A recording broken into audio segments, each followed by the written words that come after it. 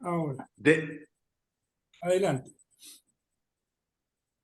Señor, Padre nuestro, nos ponemos en tu presencia, Señor, para pedirte inspiración divina, que el Espíritu Santo nos fortalezca nuestra mente para que podamos expresar claramente nuestros pensamientos para que sea de provecho para todos los hermanos que están en esta reunión. Te lo pedimos en el nombre de Jesús. Amén. Amén. Amén.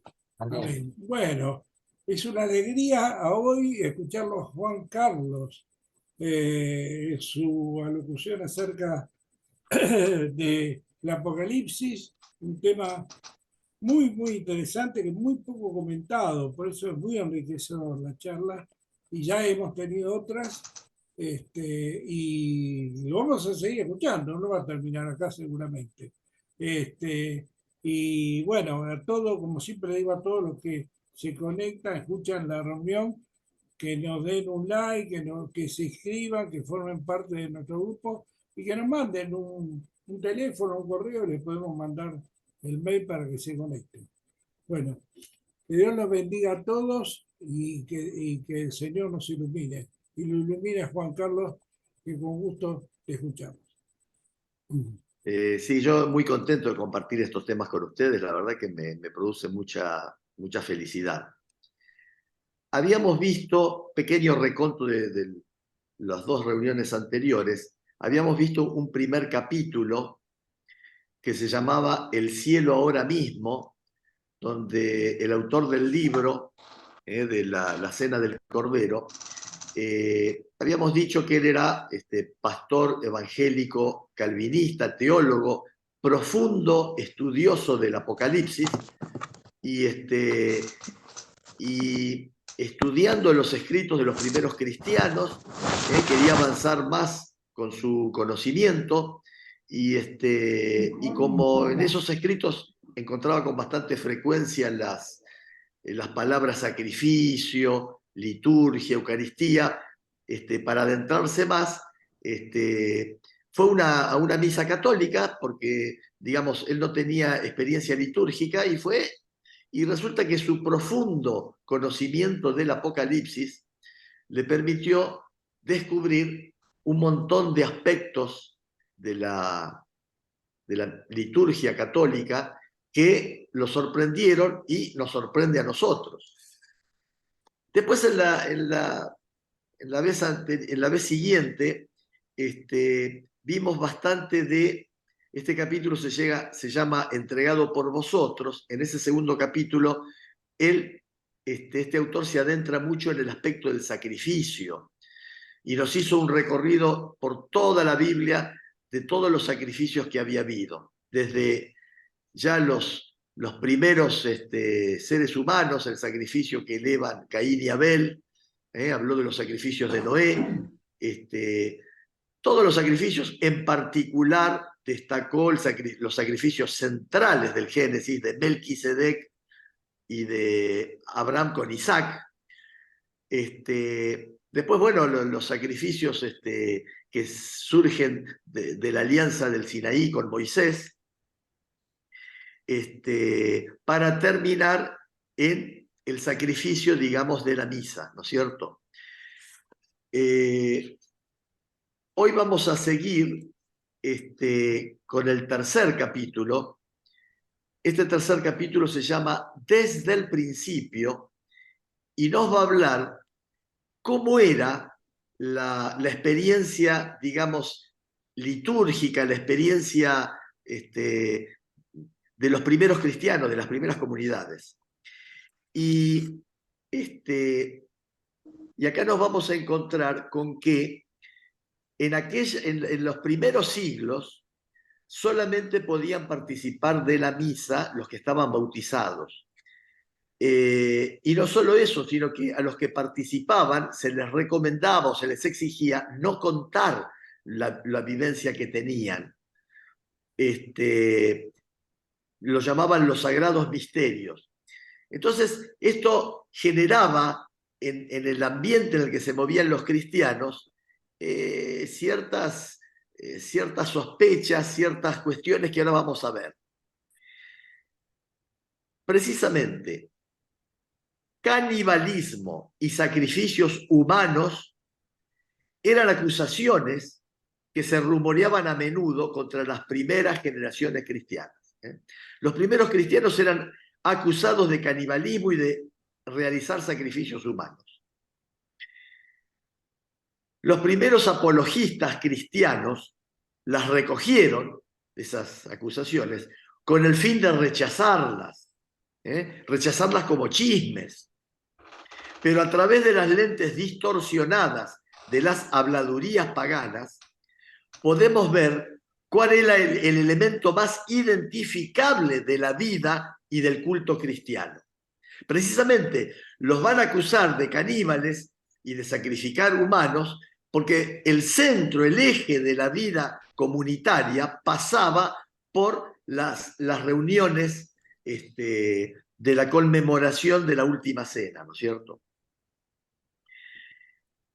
Era la Eucaristía, la representación del sacrificio de Jesucristo, la comida sacramental en la que los cristianos consumían el cuerpo y la sangre de Jesús. Claro, es decir, los primeros cristianos decían que comían el cuerpo y la sangre de Jesús. De allí viene la idea de canibalismo, porque ellos no hablaban de que era simbólico esto, hablaban de que era real. La distorsión de estos hechos de fe era la que guiaba las calumnias paganas contra la iglesia. Aunque es fácil ver por qué los paganos malinterpretaban esos hechos.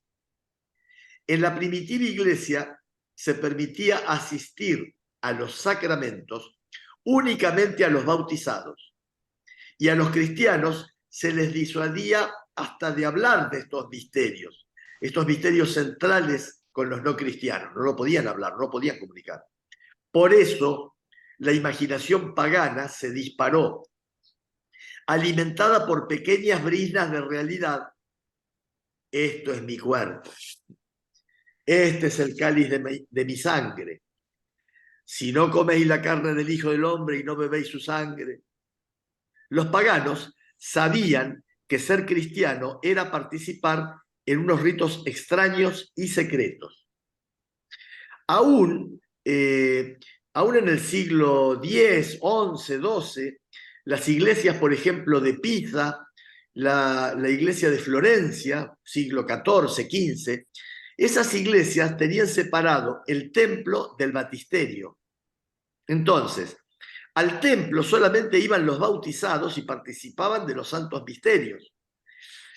Los que todavía no estaban bautizados solamente iban al baptisterio, que era otro edificio contiguo, cercano, más pequeño. Fíjense hasta qué punto estaban separados los que estaban bautizados de los que no.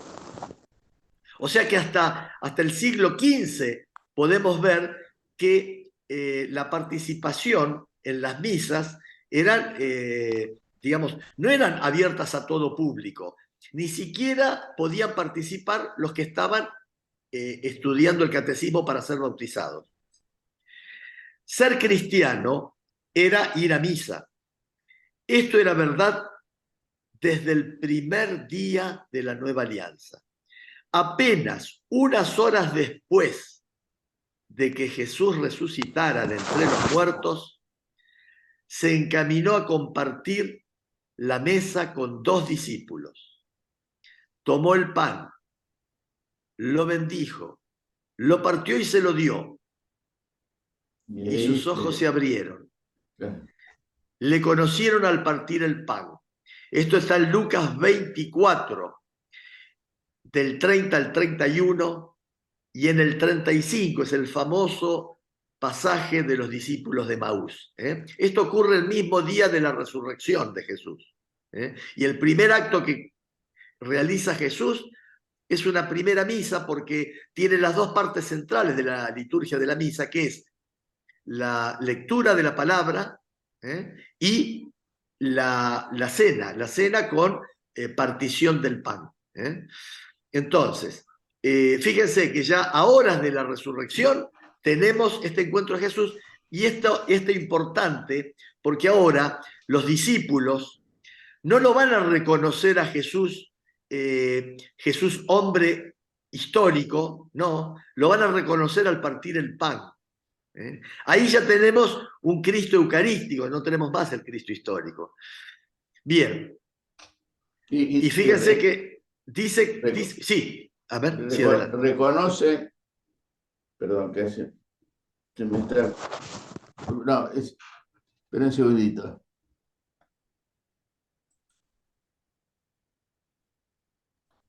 Bueno. Lo escuchamos bien, ¿eh? No, pero yo me escucho con un eco. Y apague uno. No, yo decía que lo Póngase en reconoce silencio uno de los dos. también por el corazón. No es que cuando escuchamos nos ardía el corazón, decían los discípulos de Emaús. Sí. Por eso lo reconocen. Sí, pero eso lo dicen después de participar de la fracción del pan.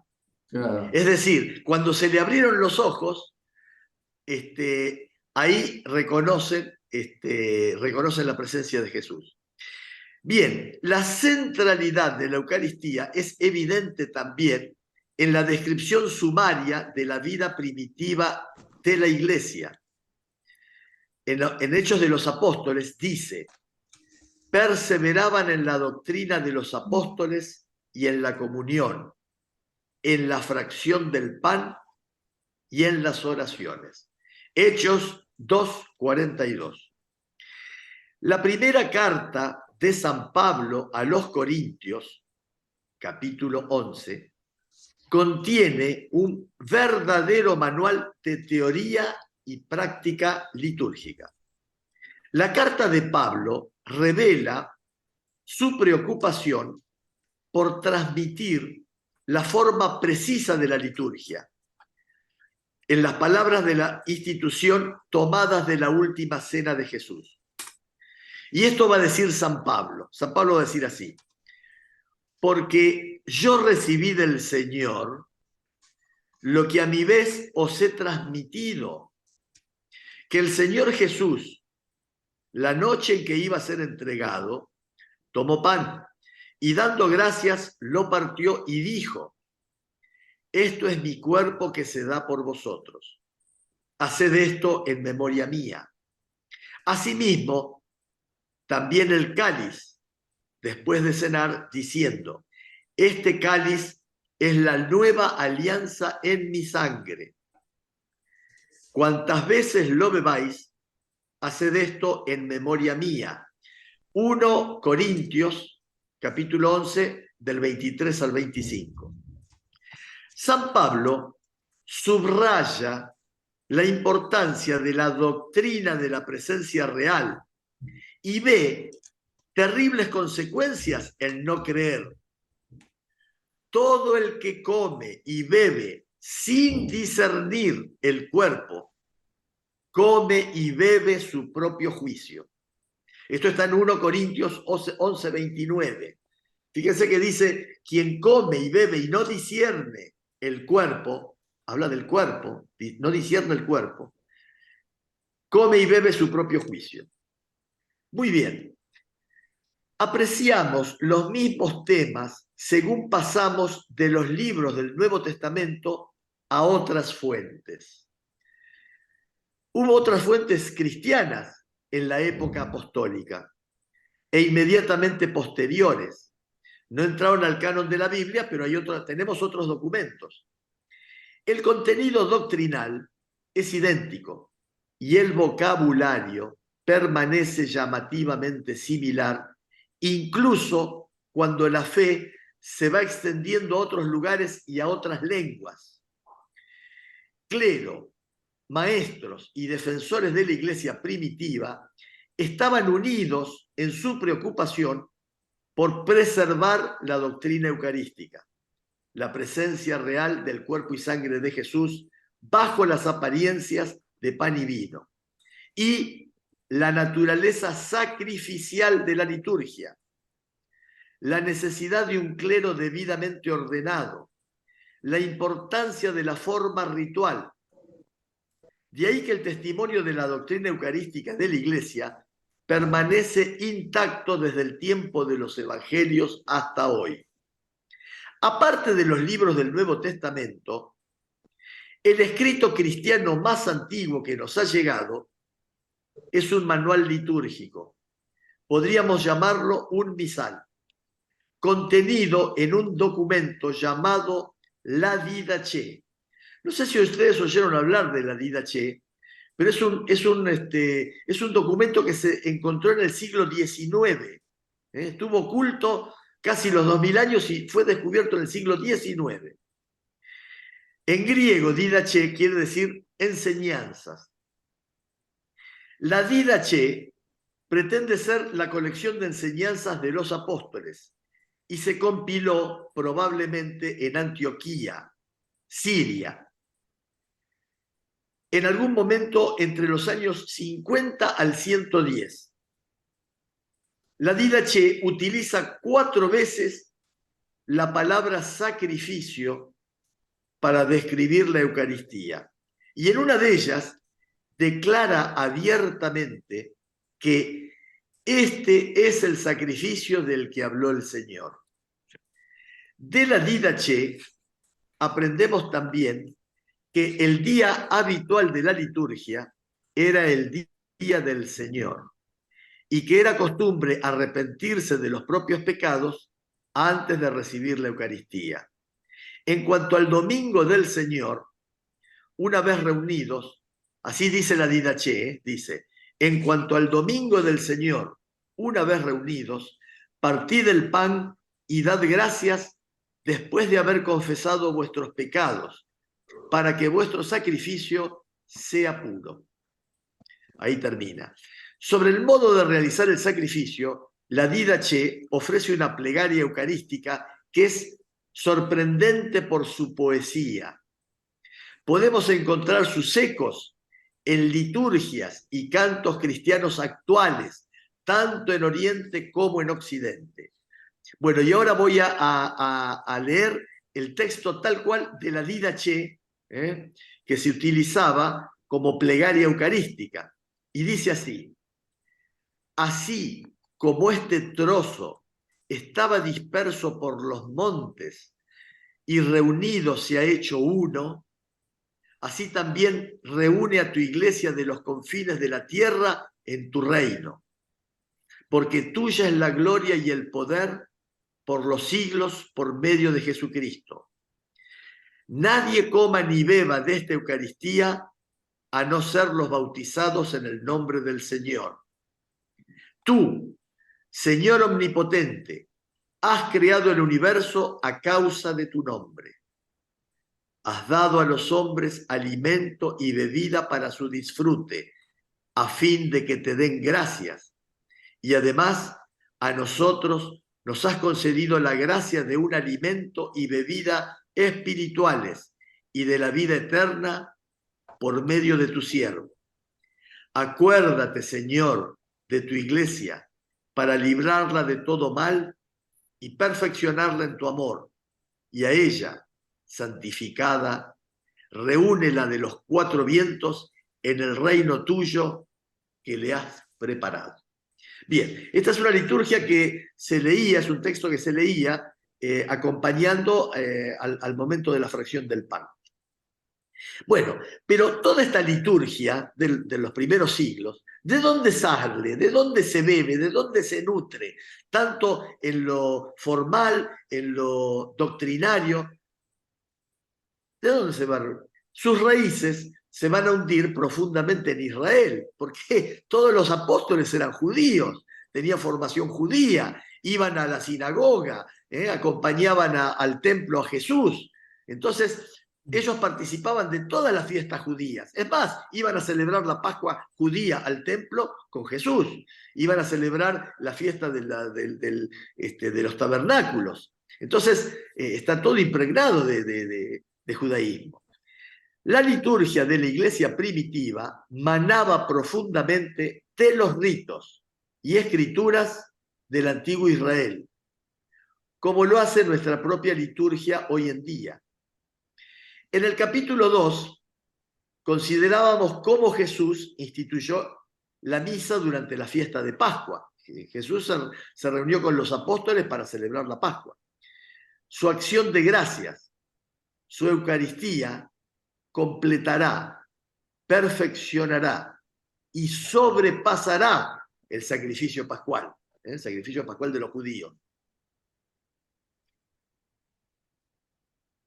Esta conexión era clara para la primera generación de cristianos. Claro, porque venían del mundo judío, esa conexión era muy clara. De ahí que las oraciones de la Pascua entraron pronto en la liturgia cristiana. Fijémonos en las oraciones sobre el vino y el pan ácimo de la comida pascual. Bendito seas, Señor, Dios nuestro, creador del fruto de la vid. Bendito seas, Señor Dios nuestro, Rey del universo, que sigues dando pan de la tierra. La frase, Santo, Santo, Santo, es el Señor Dios de los ejércitos, la tierra está llena de tu gloria, eso proviene de Isaías, capítulo 6, versículo 3. Eso fue incorporado a la liturgia cristiana por estas primeras generaciones de cristianos, fundamentalmente por los apóstoles. A nosotros nos llega en nuestra misa el 3 veces santo, precisamente de este siglo I de la Iglesia. Esto era otro lugar común del culto judío. En el culto judío repetían 3 veces santo. Y esto se incorporó rápidamente a los ritos cristianos. Y lo vamos a encontrar en el libro del Apocalipsis. Pero aparece también en una carta compuesta por el cuarto de los papas, San Clemente de Roma, hacia el siglo 96 después de Cristo. Bueno, nuestra liturgia, que ha tomado, como dijimos, de la judía, vamos a hablar de la Todá, porque la Todá vendría a ser el antepasado litúrgico más llamativo de la misa. Bien, entonces, aquí dice, quizá el antepasado litúrgico más llamativo de la misa es la Todá del antiguo Israel. El término hebreo Todá, como el griego Eucaristía, significa acción de gracias. La palabra denota una comida sacrificial compartida con amigos a fin de celebrar el propio agradecimiento a Dios. Una Todá comienza con el recuerdo de una amenaza mortal y a continuación celebra que Dios ha librado al hombre de aquella amenaza. Es una poderosa manifestación de confianza en la soberanía y en la compasión de Dios. El Salmo 69 es un buen ejemplo. Una súplica urgente de liberación. En el Salmo dice, sálvame, oh Dios. Esto es al mismo tiempo la celebración de la eventual liberación. Porque luego dice el Salmo, bendeciré el nombre de Dios con un canto, porque el Señor escucha al necesitado. ¿Ven? Acá tenemos el esquema de la Todá judía. El peligro, el llamado a Dios, el pedido a Dios y luego la confianza en esa respuesta de Dios. Quizá el ejemplo clásico de Todá es el Salmo 22, que comienza con Dios mío, ¿por qué me has abandonado? Jesús mismo lo citó cuando estaba muriendo en la cruz. Sus oyentes, judíos, debieron reconocer la cita y debían saber que este canto, que comienza con un grito de abandono, termina en un tono triunfante de salvación. Y así va a pasar en la cruz. Jesús va a decir,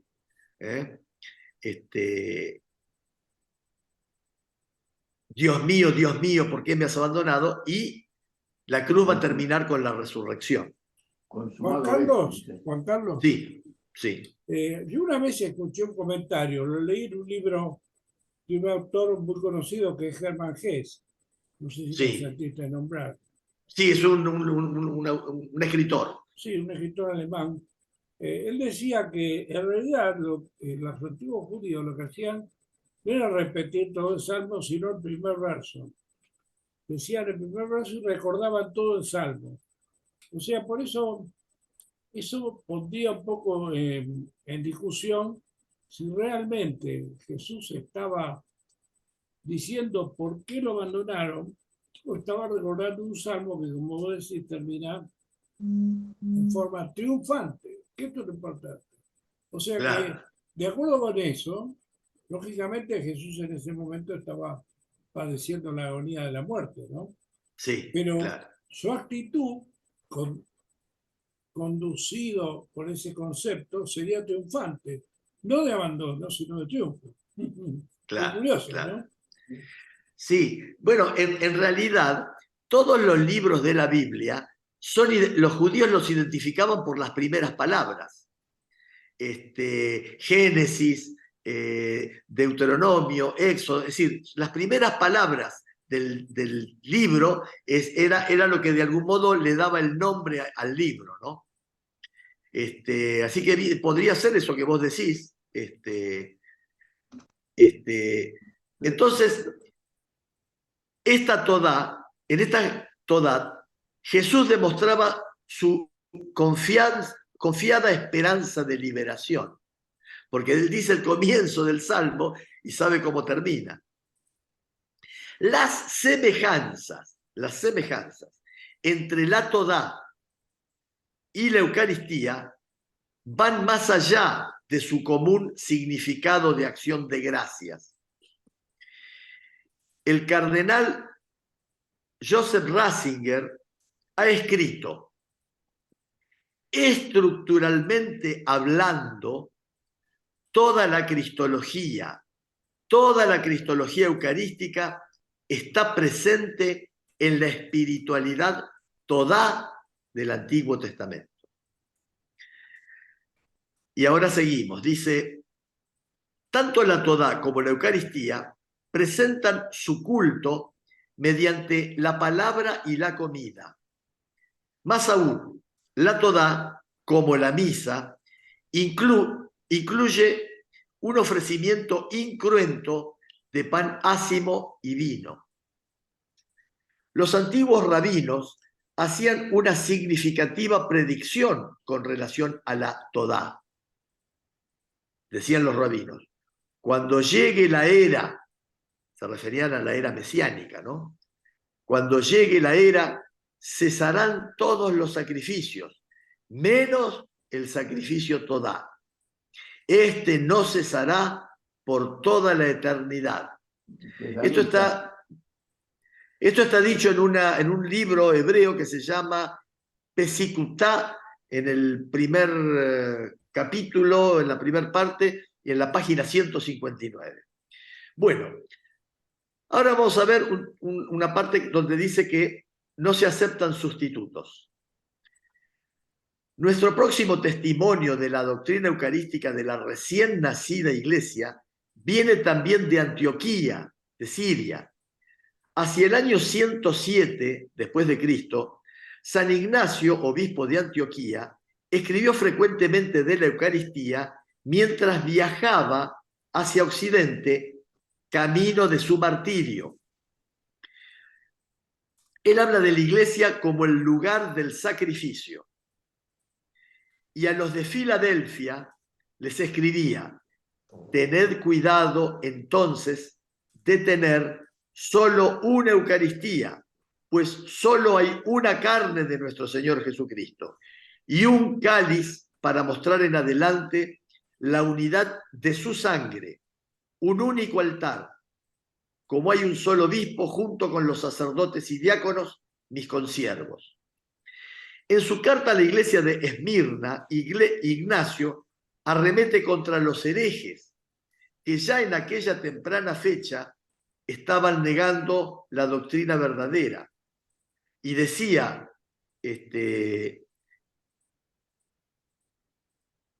San Ignacio: se mantienen alejados. él dice, sí, vos tenés el libro, se mantienen alejados de la Eucaristía y de la plegaria, porque no confiesan que la Eucaristía es la carne de nuestro Salvador Jesucristo. Aquí termina la cita de San Ignacio. Él instruye a los lectores acerca de las notas de una verdadera liturgia, que sea considerada una Eucaristía apropiada, la que es administrada por el obispo o por uno al que se lo haya confiado. Ignacio hablaba del sacramento con un realismo que debió resultar chocante para la gente que no estuviera familiarizada con los misterios de la fe cristiana. Seguramente fueron palabras como las suyas, sacadas de contexto, las que alimentaron el revuelo de chismes del Imperio Romano que una y otra vez arrojaban las acusaciones de canibalismo. En las décadas siguientes, la defensa de la Iglesia recayó en un profesor converso de la zona de Samaria, llamado Justino. Fue Justino quien levantó el velo del secreto que cubría la antigua liturgia. Habíamos dicho que se hacía en secreto la celebración de la liturgia eucarística, y además no se podía divulgar, pero este Justino lo va a hacer público. En el año 155 después de Cristo, escribió al emperador de Roma, describiendo lo que todavía ahora podremos reconocer como la misa. Vale la pena citarlo, y dice así: el día que se llama Día del Sol, tiene lugar la reunión en un mismo sitio de todos los que habitan en la ciudad o en el campo. Se leen las memorias de los apóstoles y los escritos de los profetas, tanto tiempo como es posible. Cuando el lector ha terminado, el que preside toma la palabra para incitar y exhortar a la imitación de tan bellas cosas. Luego nos levantamos todos juntos y oramos por nosotros, etcétera, y por todos los demás, donde quiera que estén, a fin de que seamos hallados justos en nuestra vida y en nuestras acciones, y seamos fieles a los mandamientos para alcanzar así la vida eterna. Cuando termina esta oración, nos besamos unos a otros. Luego se lleva al que pretende a los hermanos pan y una copa de agua y de vino mezclados. El presidente los toma y eleva alabanza y gloria al Padre del universo por el nombre del Hijo y del Espíritu Santo. Y da gracias, en griego, Eucaristiam. Da gracias largamente porque hayamos sido juzgados dignos de estos dones. ¿Te suena, Julio, que seamos dignos de estos dones? Sí. Cuando terminan las oraciones y las acciones de gracias, todo el pueblo presente pronuncia una aclamación diciendo amén. Cuando el que preside ha hecho la acción de gracias y el pueblo le ha respondido, lo que entre nosotros se llama diáconos, distribuyen a todos los que están presentes, pan, vino y agua eucaristizados, y los llevan a los ausentes. Quiero Muy hacer bien. ¿Puedo hacer una observación? Sí, Ahí dice el día del sol. sí, Fíjate que el día del sol es el día domingo. sí, Ya en ese momento se había dejado el sábado. ¿Te acordás sí. que hay muchas instituciones actualmente que dicen, no, la iglesia fue, ¿cómo se llama?, apóstata porque dejó el sábado? Te digo, los adventistas son unos... Por ejemplo, sí, por ejemplo, sí, sí, Claro, hay otros que también. sí. Y acá remarca ya el día del sol, que es el día Domingo. Porque el día del Señor pasó a ser el día de la resurrección. Siempre los primeros cristianos llamaron día del Señor al día de la resurrección. Claro. Día de la nueva alianza, porque en la resurrección adquiere plenitud la nueva alianza. Perdón, Juan Sí. Carlos, no entiendo qué quiere decir eso del día del sol, porque todos los domingos se Bueno, pone sol. No entiendo. en Roma, martes era en honor al dios Marte, miércoles Mercurio. a Mercurio, jueves a Júpiter, a Saturno estaba el sábado y el Claro. domingo era el día el del sol. domingo. Ah, Sí. Y O sea, el día 25 de diciembre ellos festejaban Sol Invictus. claro. ¿festejaban? Sí. No Sol escuché. Invictus. El ¿Sol? cambio de ¿Sol qué? Sol Invictus. ¿Invictus? Invictus. Sí. Invictus. Bueno. Era el cambio de O sea que estación. eran fiestas, digamos, En el romanas. hemisferio Esas. norte. Eran fiestas paganas, claro. Paganas, Los romanas. días de la semana estaban nombrados de acuerdo a los dioses paganos, claro. Claro. Como Pero el- nosotros el- nada el- que ver. No, lo que el- pasa, sí, lo que pasa es que las celebraciones cristianas digamos, también se realizaban en domingo, porque era, digamos, el día en que el Señor había resucitado. Es decir, sabemos por los evangelios que Jesús resucitó en un domingo, ¿no es cierto? Bueno, Justino, estamos hablando de Justino, ¿no es cierto? Comienza su descripción situándola directamente en el día del sol, Sunday. Sunday, fíjate, sun es sol, day, día. Sunday es día del sol en inglés. en inglés, sí. Ah, Domingo. Claro, Sunday. Sunday, Sunday. Bien. que tenía una falta romana. Domingo, que fue el día en que Jesús resucitó de la muerte. La identificación del día del Señor con el domingo es un testimonio universal de los primeros cristianos.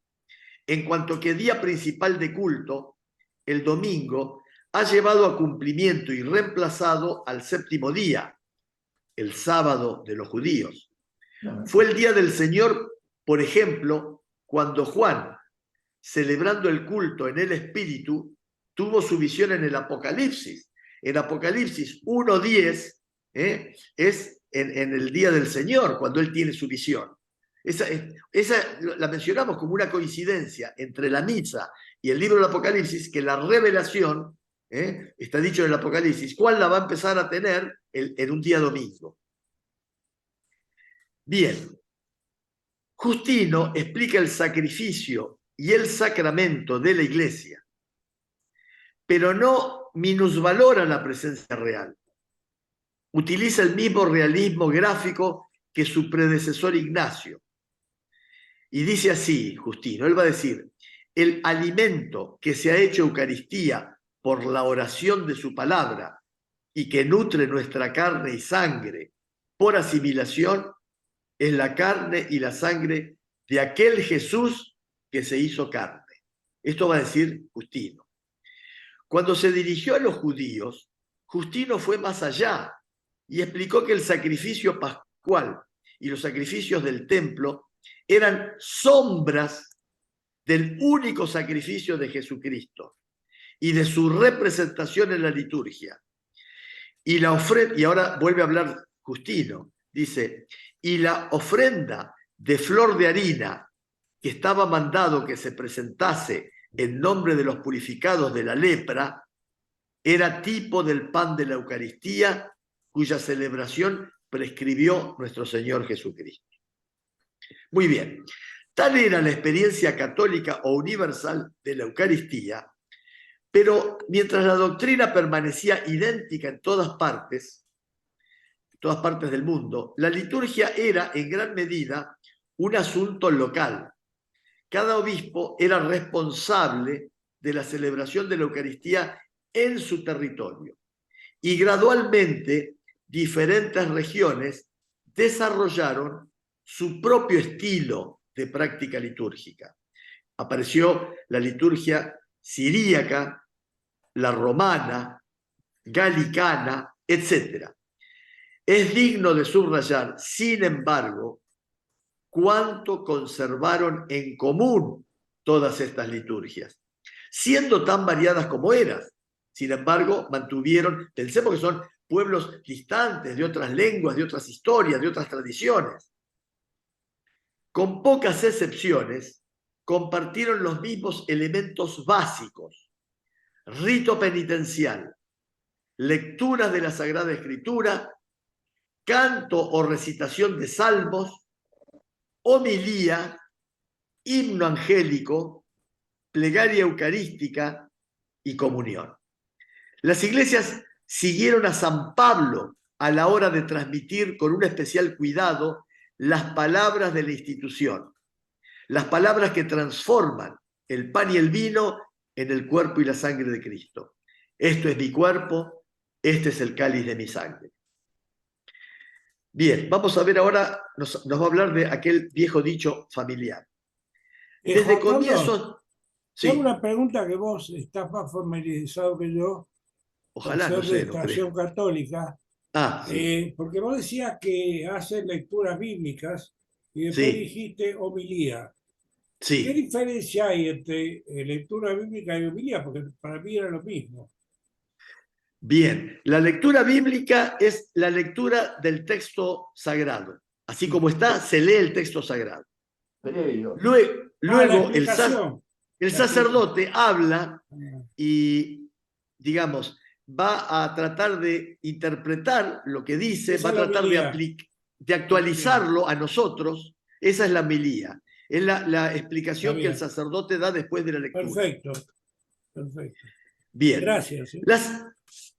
Desde el comienzo del siglo III en adelante, el reguero de papiros muestra una mayor preocupación por conservar las palabras precisas de las liturgias atribuidas a los apóstoles. Bueno, del siglo III hay muchos papiros y en todos ellos lo que se ve es que hay una preocupación por conservar, por preservar lo que decían los apóstoles, las fórmulas que usaban ellos en las reuniones, que eran los primeros en presidir las reuniones eucarísticas, los primeros en presidir las misas y en realizar el pedido de Jesús de hacer eso en conmemoración de él. Fueron los primeros.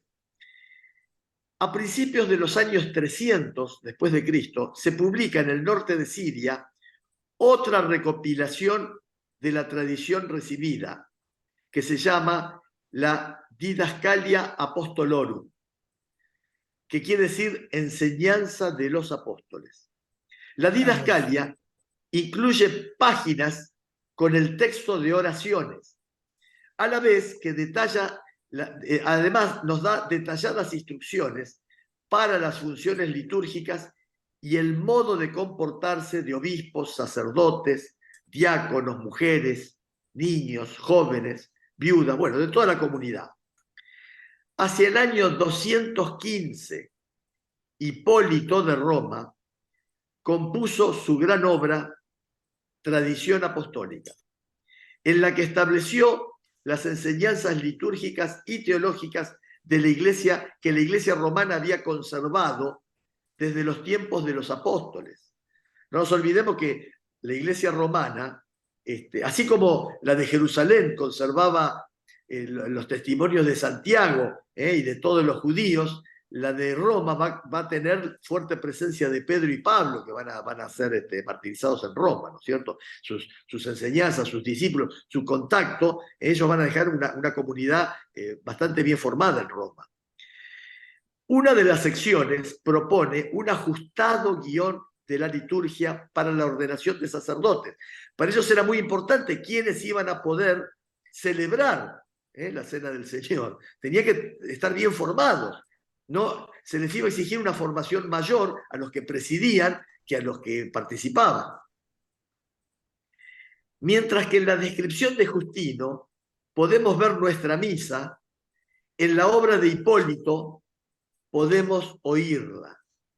Y ahora vamos a leer algo que se lee en nuestras misas y después vamos a contar qué pasa. En nuestras misas nosotros escuchamos que el sacerdote dice: el Señor esté con vosotros.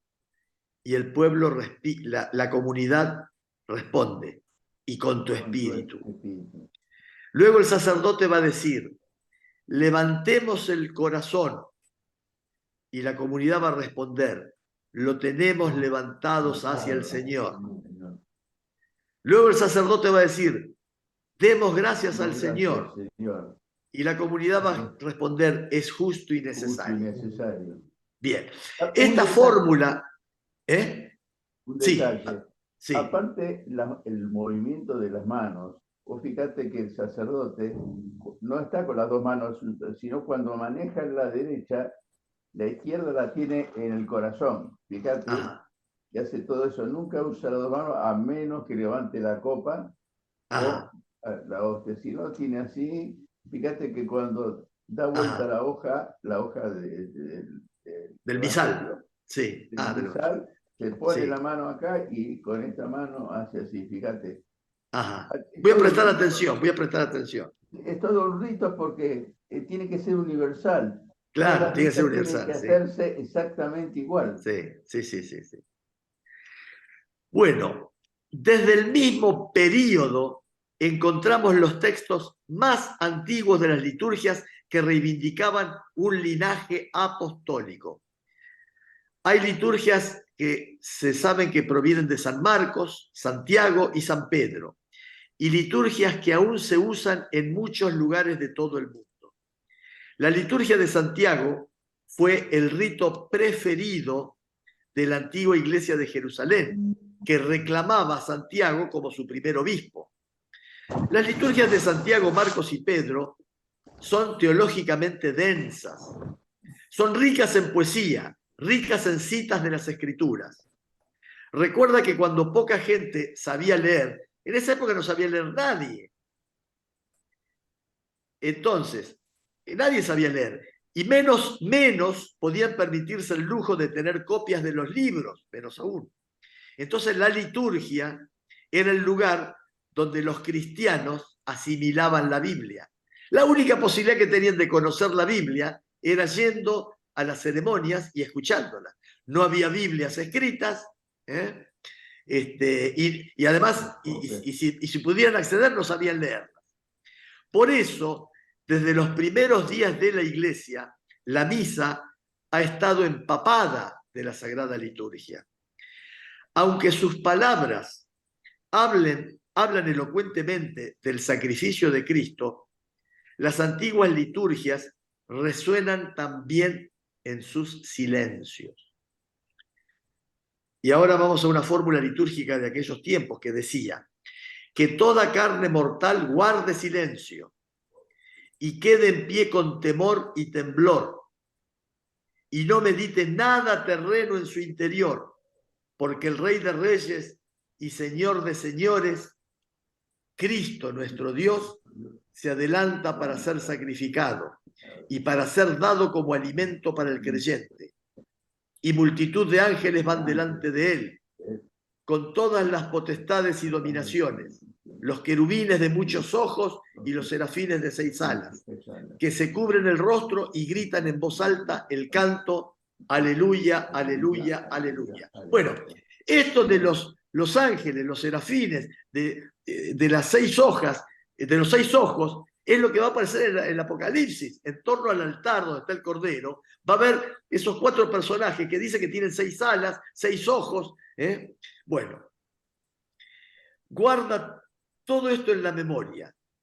Los sonidos y los silencios de las primeras misas de la iglesia los encontrarás de nuevo en el cielo cuando experimentes con más detenimiento el libro del Apocalipsis.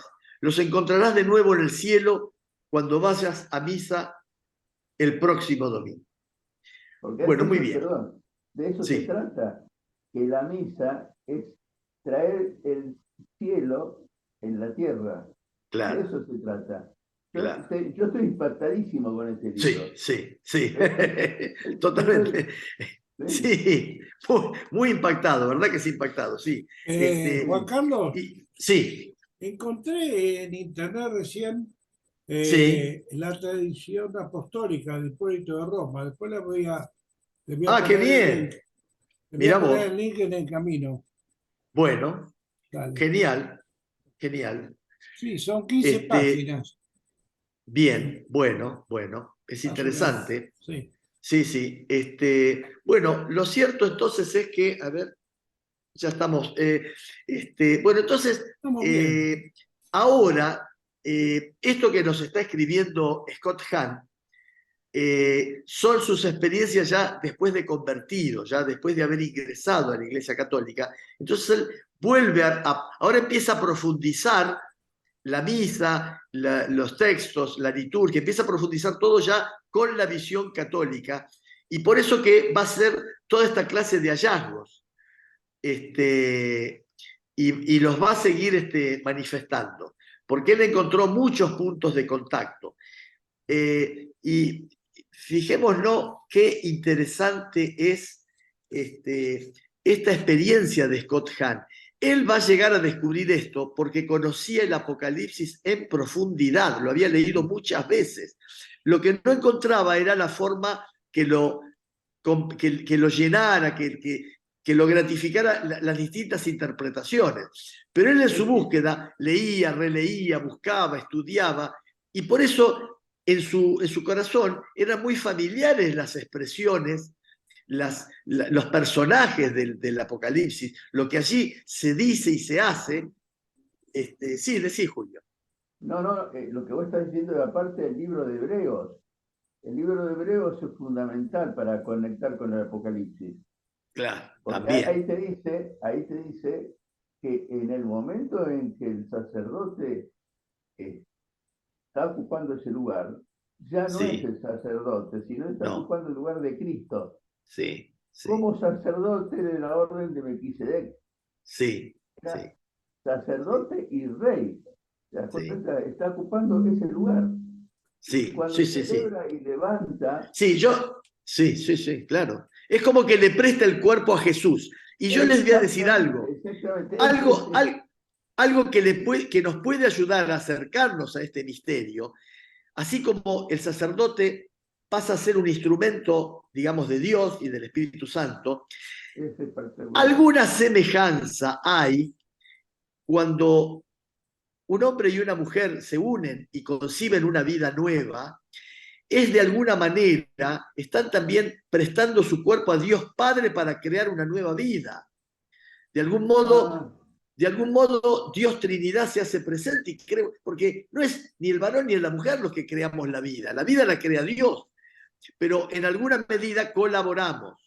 Los seres humanos colaboramos con la obra creadora. Del mismo modo, de un modo análogo parecido, es una analogía un poco forzada, pero que guarda algo de cierto. Yo lo he escuchado eso en otras partes de lo que vos estás diciendo. ¿Lo escuchaste? ¿Lo escuchaste? Ah, bueno. Bueno, me parece bien. Entonces. Yo también lo escuché en mi iglesia. ¿Ah, sí? Ah, bien. Bueno, entonces, si aceptamos más naturalmente que el hombre y la mujer de algún modo acompañan cediendo su cuerpo y acompañan con su voluntad, con su actitud, pero como prestando sus cuerpos a la acción creadora de Dios para que Dios infunda una nueva vida, también podemos aceptar y ver con más claridad que en el momento en que el sacerdote pronuncia las palabras que pronunció Jesús, Jesús mismo se está valiendo instrumentalmente del cuerpo de este pobre hombre, de este pobre pecador, para transformar el pan y el vino en cuerpo y sangre. Porque en realidad el poder está en la palabra, y Jesús es la palabra hecha carne, Él tiene el poder, Él creó todo, así que va a tener también poder para transformar ese pan y ese vino en su carne y su sangre,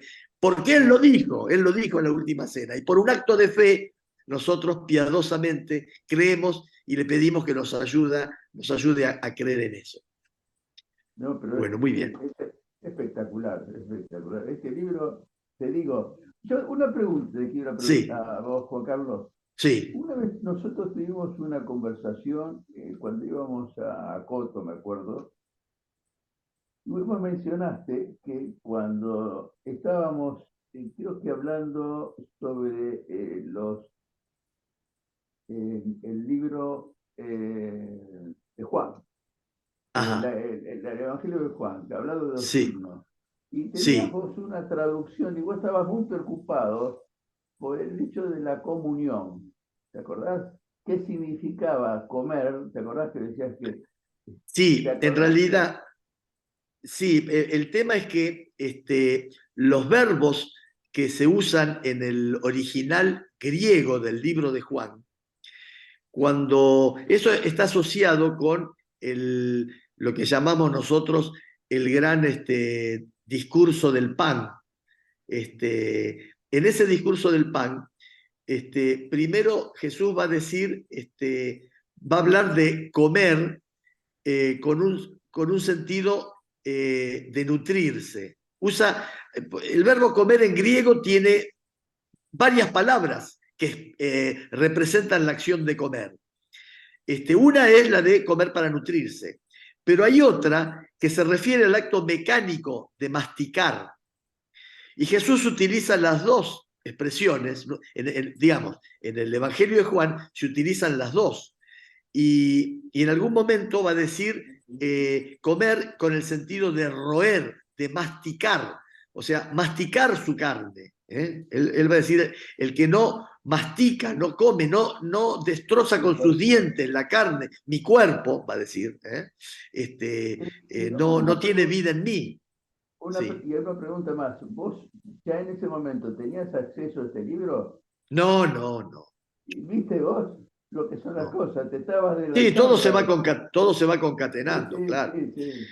Sí. Bueno, a ver, parece que este libro ha tenido en lo que es la teología católica, sobre todo de finales del siglo pasado, ha tenido un impacto fuerte. Habíamos dicho la vez pasada que Juan Pablo II, hablando con los obispos de Estados Unidos, les dijo, la misa es el cielo en la tierra, y utilizó elementos, digamos, de... Ahora, pero de todos modos te voy a decir una cosa, los adventistas, con los cuales nos separan grandes diferencias, sin embargo, en esto va a haber una coincidencia. Ellos van a decir, el acto sacrificial por excelencia va a ser en el cielo. Lo que pasa es en el cielo. Lo que ocurre de verdad, o sea, en el cielo está el Cordero, el verdadero Cordero, pero también lo va a estar en la tierra, por eso es que se une el cielo y la tierra. Este hombre, lo increíble de Scott Hahn, que él tenía la imagen del Cordero sacrificado junto al altar. ¿No es cierto? Él tenía, porque en el Apocalipsis está el Cordero sacrificado en el altar junto al Padre, junto a los adoradores, bueno, y todos los demás personajes. Y él en la misa encuentra que está todo, está el altar, está todo, y de repente el sacerdote eleva y dice, este es el Cordero de Dios. Y ahí es donde se le produce un poco un clic. Claro, porque es como este bicho que no tiene importancia. Dice, claro. Un león podría ser el león de Judá, ahí dice en el libro. Dice en el libro, sí, pero Cordero, fijémonos que Cordero, para nosotros los cristianos, para los judíos también, la palabra Cordero tiene un significado especial, pero para nosotros el Cordero es Jesucristo. Entonces, cada vez que escuchamos Cordero, es Jesús. Pero es el Jesús como lo describe San Juan, donde San Juan dice que Jesús es el Cordero. Distinto de cuando Pedro lo menciona en una carta, donde dice, es como un cordero, digamos, es manso como un cordero. Una cosa es decir, Jesús fue mansamente como un cordero, porque no ofreció resistencia, se entregó. Otra cosa es decir, es el Cordero. Así como se mataba el Cordero y se derramaba su sangre para el culto judío, Jesús también se va a derramar su sangre para sellar la nueva alianza. Para expiar los pecados. O sea, para expiar los pecados. Claro, sí. Por eso, en la Pascua judía, el Cordero era para evitar que el ángel de la muerte matara al primogénito. Claro, exactamente. Y ahora es para evitar que la ira de Dios nos condene por nuestros pecados. Para limpiarnos, claro, para limpiarnos de nuestros pecados, sí. Claro. Y para volvernos a ser amigos e hijos de Dios, ahora, para restablecer la alianza. Duda que tengo, no ahora, ¿no? Yo entiendo que ahora, mientras estamos en este mundo, y aún cuando alguien pueda morir y irse al cielo, va a haber un tiempo hasta que definitivamente venga el Señor y venga la nueva Jerusalén, ¿no? Como dice Apocalipsis. Ese es un Sí. tema que tenés que desarrollar, ¿eh? Ya que está por Apocalipsis, la nueva Sí, Jerusalén. pero permitime un comentario. Desde los comienzos, en el Apocalipsis, Jesús dice que va a venir pronto. Por eso, bueno. Y en ese venir pronto,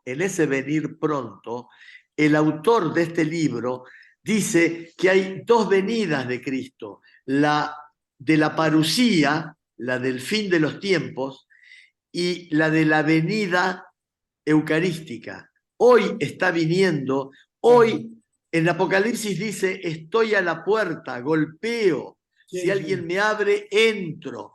Y Claro, esa es la misa. es la Sí. misa, o sea, yo misa, le sí. dejo entrar y cenaré con él y beberé con él. Entonces, es como que Cristo está viniendo, digamos, no solo va a venir al fin de los tiempos, está viniendo ahora, porque si hay algo característico del Apocalipsis, es que, esto también dicho por otros autores, hay un clima de urgencia, un clima de Bueno, premura, un clima de... Jesús dice, donde hay dos o tres reunidos en mi nombre, yo estoy en medio. Bueno, También. la pregunta Ahora no, mismo pero está acá. quería ir a una pregunta que me quedó. Vos decías que el Cordero, a ver, ¿cómo lo digo? Va a estar por la eternidad, ¿no? Decías, la imagen del Cordero. Va a estar por la eternidad. Yo la pregunta era esa, como se supone que cuando ya venga el Señor en la segunda venida, como decimos, ya la muerte va a ser absorbida por la vida y el concepto de Cordero, digamos, Ya no ocurre ¿está o más. no está? No sé bien, o No, queda no, como, no. o queda como un El recuerdo. concepto o la imagen del Cordero. No, va a quedar Jesús con sus estigmas. Eso va a quedar. Eso es lo que no va a perder. Si lo vemos a Jesús, va a Eso, tener pero vos el dijiste que signo eso de la duraba cruz. por la eternidad, por eso vos lo La, comentaste. lo de la Todá y Sí, lo del, claro, eso. que siempre va, bueno, es que, a ver, Yo no te quise Cordero, interrumpir. no, está bien, Cordero sacrificial es Eucaristía. Y Eucaristía quiere decir acción de gracias. Y dicen que si hay algo que va a perdurar en el cielo, va a ser una acción de gracias permanente de todas las Claro. almas hacia Dios, por haber sido creados, por haber sido redimidos, por haber sido salvados, por haber recibido todas las beatitudes de Salvado Dios. eternamente más todavía. Claro. Entonces va a haber una eterna Eucaristía en el sentido de una eterna acción de gracias. Está bien, perfecto. Bueno, excelente. La Pero verdad que es muy misterioso todo sí, eso. es muy No, interesante. eso lo veo tan claro. Yo lo veo re claro eso. Si vos lees Hebreos, leerlo de vuelta, bien, ahí está bien explicado la función que cumplió Jesús. Desde el principio, cuando era verbo, se transforma en carne, se encarna en la misma materia que él creó. Que él había ¿Te das creado. cuenta? Entonces, él de alguna forma santifica la materia. Por eso, vos, un ex sacerdote que había sido, se retiró, todavía vive, es brasileño, incluso lo fue, ¿cómo se llama? Pedido, de todo modo de referencia, ¿cómo se llama? Francisco, para escribir el, la última encíclica que se llama Alabado sea, o sea que en latín era, bueno, no me acuerdo el nombre en latín. Laudaten. Laudato si. Laudato si. Es decir, alabado sea. Y ahí toma como referencia escritos justamente de vos, que habla de que si él estuviera solo en una isla y él quiere celebrar la Eucaristía y no tiene el pan ni el vino, podría tomar cualquier otro objeto, porque de alguna forma Jesús santificó toda la materia. Digamos, eso es teología ya de alto nivel, como Sí, el Felicidad claro. del Jardín y todo eso. Pero es fabuloso, ¿no? Vos estás leyendo, les voy a mandar ese artículo que habla sobre este tema. Muy bien. Ya publiqué en el camino lo que estábamos hablando, que Ajá. realmente es muy interesante. La ¿Y tradición encontraste la apostólica, Didache? ¿La Didache la encontraste? la traditio apostólica de Hipólito de Roma. Sí. No, ¿Y la Didache? ¿Y la no, Didache? todavía no lo busqué, pero si querés después Ah, lo busco. bueno, Bueno, está bien. perfecto. La verdad que más que interesante lo que vos comentaste, todo lo que dijiste, y realmente parece que yo creí que con esto más o menos íbamos a redondear, pero en lugar de redondear parece que ahora se abre. Se abre más, se abre más, Sí, se abre más. es tremendo. Bueno, No, no, lo que pasa es que se clarifica, porque hay una cosa que los protestantes desechaban la misa porque hoy decían que cómo uno va a hacer sacrificio todas las veces si Jesús había hecho el sacrificio una vez y para siempre.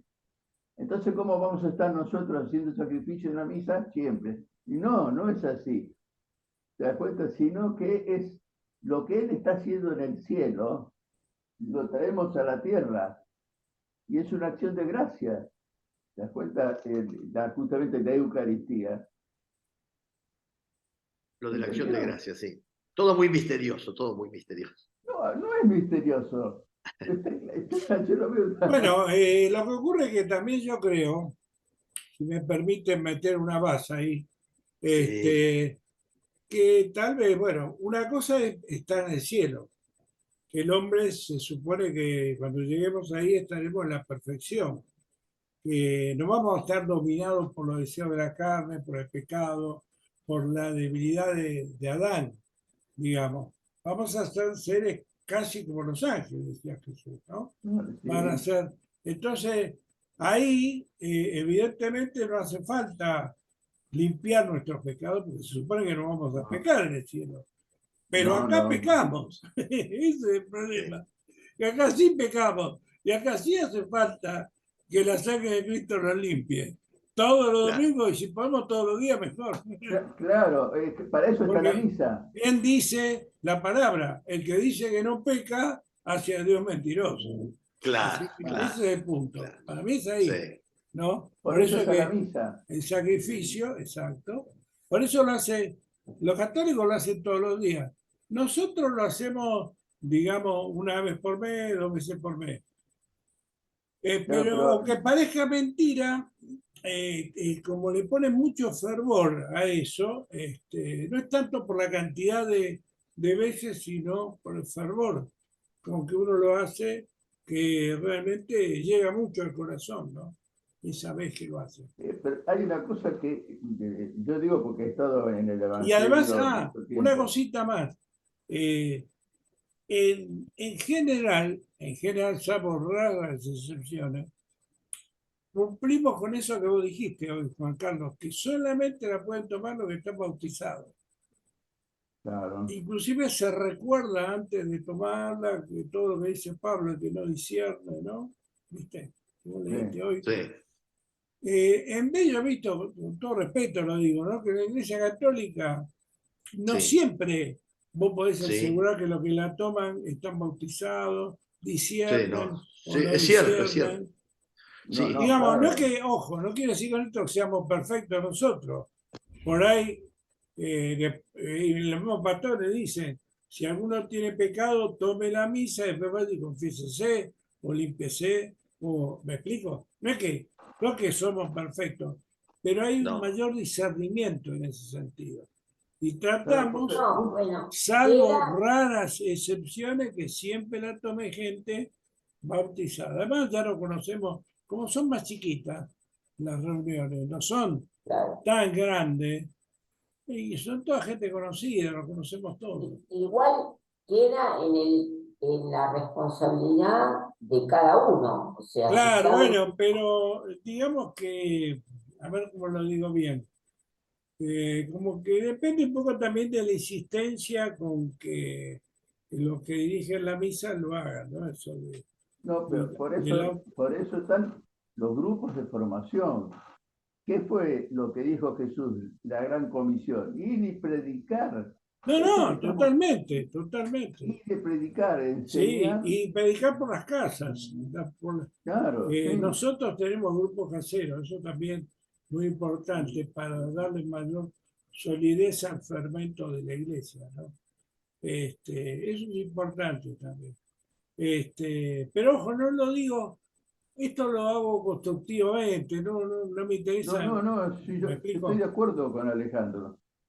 Estoy de acuerdo. Yo, por ejemplo, cuando está en la exposición del Espíritu Santo, del Santísimo, yo digo, yo como me estoy volviendo católico, digamos, digo, estaría ¿cómo se llama? Lleno de gente eso, bien, tratando de tocarlo, de ver a Dios ahí, está Dios ahí. ¿Te das cuenta? Y no, hay dos, tres que están ahí no tienen la conciencia que está Dios ahí. Cuando él levanta también el sacerdote, está Dios ahí, en vivo y en directo. ¿Te das cuenta? Estar ahí. Como tenemos ahora la fe que estamos, que Dios está con nosotros y nos está escuchando lo que dice Juan Carlos, lo que digo yo, Exacto. lo que dice Fernando, lo que dice Alejandro, está escuchando. Digo, me imagino que él se debe estar poniendo contento, ¿no? Yo en Porque ese estamos hablando sentido de él. tengo una impresión muy personal, pero que Dios nunca se divide, digamos. Si bien es infinito, aunque seamos Claro, cuatro o estemos en una iglesia llena de miembros, es lo mismo. cada uno El tiene Dios. mismo Dios está escuchando, no hay un Dios, digamos, No, no, no. más chiquito para nosotros y un Dios más grande No, para la iglesia. Es el mismo Dios, no, porque hay un como Dios solo es Dios, infinito, uno solo, infinito, ¿no? Uno solo. infinito, sí, Pero es infinito, uno Dios solo. 4 sigue siendo Por infinito. eso no hago a veces tanto hincapié en escucho acá o escucho allá. Si yo pienso en Dios, ese Dios, sí, Está todo para vos. exactamente, porque en definitiva somos nosotros los que le cerramos la puerta a Dios. Dios está en toda parte y él lo único que quiere hacer es entrar. Esa es la verdad. Somos nosotros los que podemos decir, bueno, ahora voy a pensar en otra cosa. Pero realmente Él está para mí y para todos. Por algo, el sacrificio de la cruz, ¿no? Si no, algo más evidente que el sacrificio de la cruz, ¿no? Que Dios está para todos, ¿no? Sí, concuerdo Eh, con el sacrificio para la cruz, porque el triunfo de la cruz fue después, porque tiene que haber muerto Jesús sin vivir la segunda muerte. Viste que hay dos muertes, una y después la segunda muerte, que esa es la terrible, es la que tuvo que morir y después ser rescatado de ese infierno. Por eso que decidió en los infiernos. Eso también es un tema bastante Claro, complejo. vos sabés qué drama tenía Jesús cuando dice el Padre estaba frente a Jesús. Vamos a volver en el momento de la crucifixión. Imagínense, está María, están algunos apóstoles que están lejos, porque ahí habían ido todos. Vemos a Jesús y Jesús está mirando enfrente y él ve a su Padre y que su Padre lo está rechazando porque él fue pecado, dice. Entonces Dios no puede amar el pecado. Entonces lo está rechazando.